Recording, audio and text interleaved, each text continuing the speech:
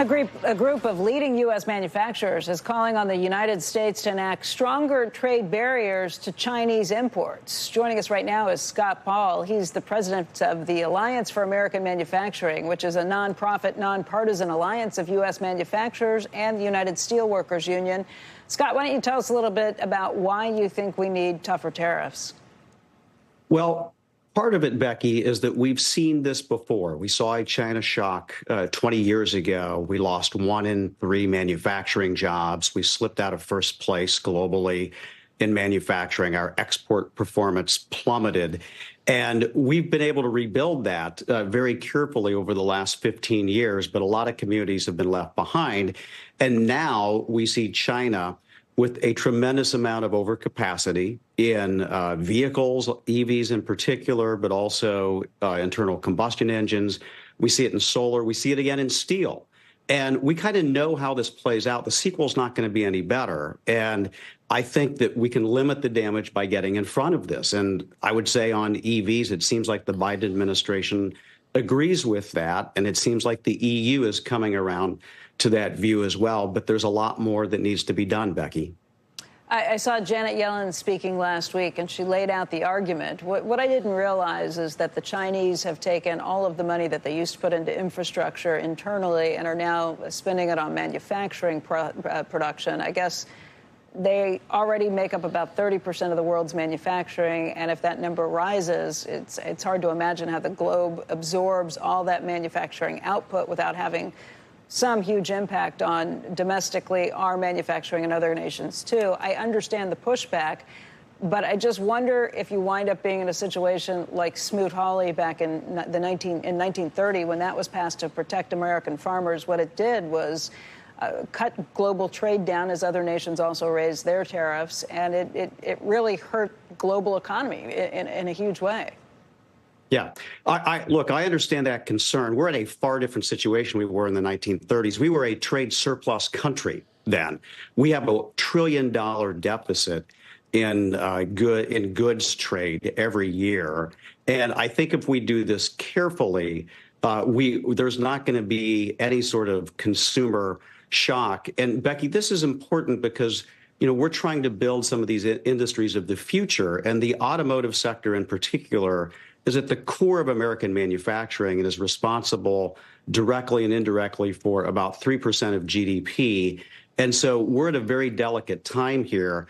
China now has enough overcapacity to supply somewhere between 5 and 10 million vehicles into the global market, and all they want is market share. So they'll sell them at dump prices, and that's going to be devastating to auto communities, not only in the United States, but also to the European Union. So the stakes are high, and I agree, we need to be careful about our approach to this, but I do think that getting ahead of it is the right answer.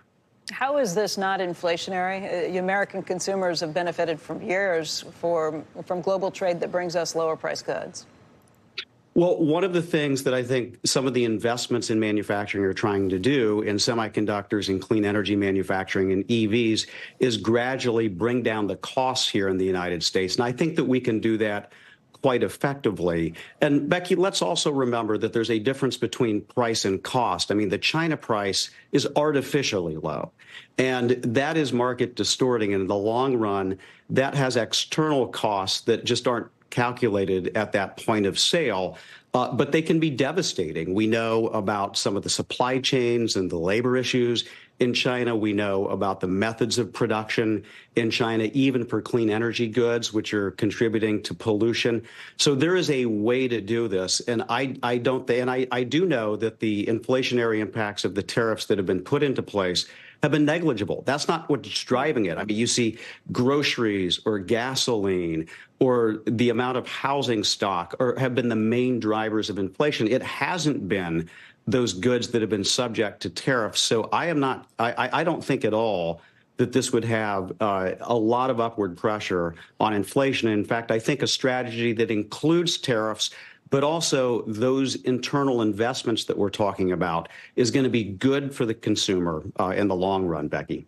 Scott, I understand arguments about defense, about how there are certain areas that we should not be entirely reliant on other countries for. That was kind of lesson that was hit home during the pandemic when you saw supply chain issues with everything from medical supplies to semiconductors. I know there's a lot of concerns about those things, but what we've done with the CHIPS Act and other things with the IRA, we are putting through bills where we are subsidizing our own industries. You said that this is not fair because China is subsidizing their industries so heavily, but we have our partners, our G7 partners, and our allies who have accused us of doing the same thing. I mean, it's complicated. I understand there's a lot of different sides to this, but it does seem that there's been a huge shift in what both political parties are kind of focusing on and what they think is the right way to do things from what we've been dealing with for the last 50 or 60 years. Yeah, I certainly hear you on that, and I want to talk a bit about what the differences are. This is a feature of the Chinese Communist Party system, is to have these 5-year plans, to have state-owned enterprises, and to acquire technology, innovation, and to massively subsidize its own industry, and to do that to export and to gain global market share. The idea, I think, both in the United States and in Europe, is simply to say we need a foundational level of manufacturing in our countries. This isn't designed to gain a massive export advantage and to build up overcapacity in our own markets that we'll then need to find markets for abroad. It's entirely different than that. In fact, it's a defense mechanism. And as I said, I think it's good for economic national security. I think the consumer benefits in the long run from having those choices rather than from having state-owned Chinese firms dominate global markets like they do now, for instance, in steel, glass, solar, and so many industry. That really limits our options. Scott Paul from the Alliance for American Manufacturing. Scott, I want to thank you for your time today. Becky, thank you.